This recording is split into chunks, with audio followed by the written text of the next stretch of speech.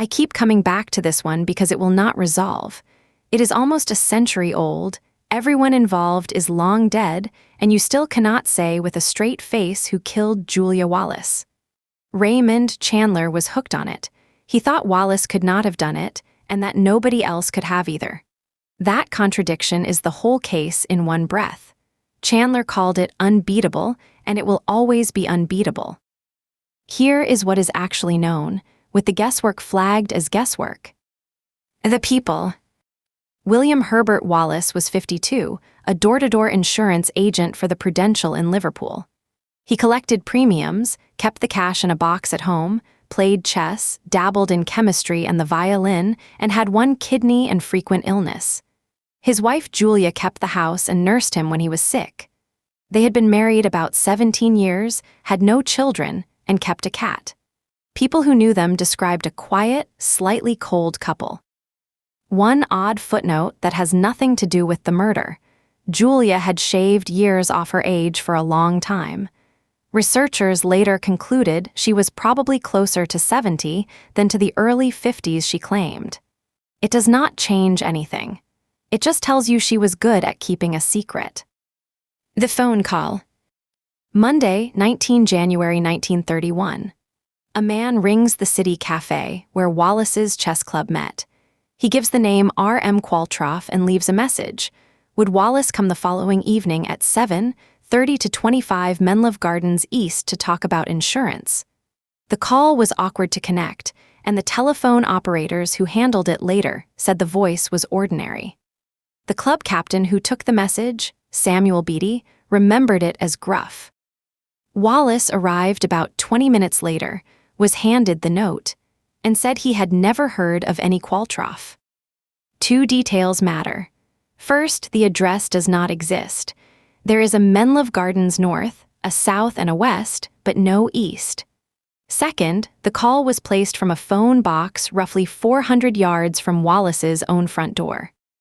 The next evening, Tuesday, 20 January, a milk delivery boy named Alan Close saw Julia alive at the door at roughly 6:30 to 6:45. Soon after, Wallace set out to keep the appointment. He took a tram south, could not find the address, and asked the conductor, asked people in the street, asked a policeman, and checked a directory at a newsagent. More than once he said out loud who he was looking for and what time he was expected. Eventually he gave up and went home, arriving about 8:45. The doors seemed locked. His neighbors, the Johnstons, happened to be just outside, and with them present the back door finally opened. In the parlor, Julia lay dead, beaten about the head perhaps 11 times. The body was still slightly warm. About 4 pounds was gone from the cash box in the kitchen cupboard. Her own purse had not been touched. Why people call it impossible? This is where it stops behaving like a normal domestic killing. A raincoat, Wallace's own mackintosh, was found underneath the body, blood-stained and partly burnt. One reading says a naked killer wore it to keep the spatter off his skin. Another says it was thrown over Julia to contain the blood. Nobody settled it then, and nobody has settled it since. It is the single weirdest object in the case. There was almost no blood anywhere except the parlor. The bath, the taps, and the towels upstairs were dry. Wallace's clothing was tested for blood and came back clean. Whoever did this would have been soaked. The murder weapon was never found. The timeline is punishing. If Wallace did it, he had to batter Julia to death, clean himself spotless, fake a robbery, and leave to catch his tram, all in the narrow window between the milk boy leaving and his own departure. Then he had to perform a convincing search for a fake address on the other side of the city. There was no obvious motive, no affair surfaced, no money trouble, no history of violence. He was an unwell man whose wife looked after him. The police were not persuaded by any of that. They decided Wallace had made the Qualtrough call himself, from a box near his house, to manufacture a reason to be miles away while his wife died. They arrested him on 2 February. The trial and the appeal. He was convicted on 25 April 1931 and sentenced to hang. The evidence was entirely circumstantial. No weapon, no blood, no motive, and a witness whose sighting of Julia alive left the timeline almost too tight to work. Then something happened that had essentially no precedent in an English murder case. On 19 May, the Court of Criminal Appeal quashed the conviction on the ground that it could not be supported by the evidence. It was not a technicality, and it was not new proof. The appeal judges effectively overruled the jury on the facts, which is a thing that simply did not happen. Wallace walked free. He was shunned for the rest of his short life, moved away from Anfield, and died of kidney disease in February 1933, still under suspicion. The theories. Wallace did it, the perfect crime reading.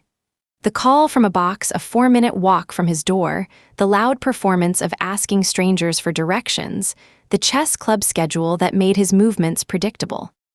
Against it, the missing blood, the missing weapon, the missing motive, and a timeline that asks a frail man to move like clockwork. Wallace was framed. This needs someone who knew his routine, knew he would be at the chess club, understood the insurance collection setup, and knew the house. Wallace himself privately pointed at a former colleague. For a lot of people, that points to Richard Gordon Perry, a younger exprudential man who had been sacked over money, knew the Wallaces, and knew how the cash was handled. The catch is that Perry had an alibi for the murder night, reportedly spending the evening at the home of a woman called Olivia Brine.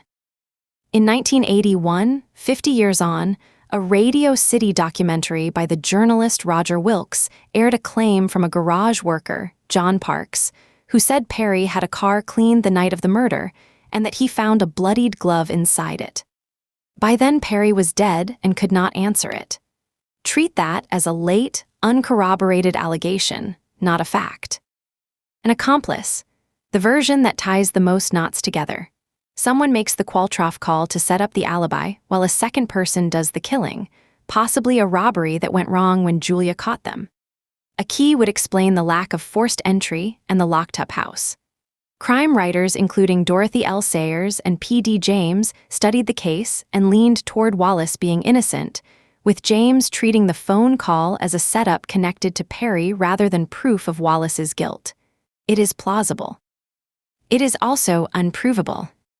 A burglary gone wrong. There was a known local thief at the time, the Anfield housebreaker. But he did not beat people about the head 11 times, and a burglar would have taken the purse sitting right there. Where that leaves it. Pick any solution, and a hard fact knocks it down. Wallace, the mastermind, breaks on the blood and the clock. Wallace, the wronged widower, breaks on the phone box being a short walk from his house. The crime historian Edgar Lustgarten summed it up best. Whatever fact you pull out of this case supports innocence and guilt about equally, and everything is canceled by something else. So I will put it to the people here, who actually like an unsolved one. If Wallace was framed, who has both the inside knowledge and the patience to plant a fake phone call a full day ahead, and why kill Julia at all rather than simply rob the house while it was empty? If Wallace did it, how do you explain zero blood on a man who supposedly bludgeoned someone to death minutes before walking out the door?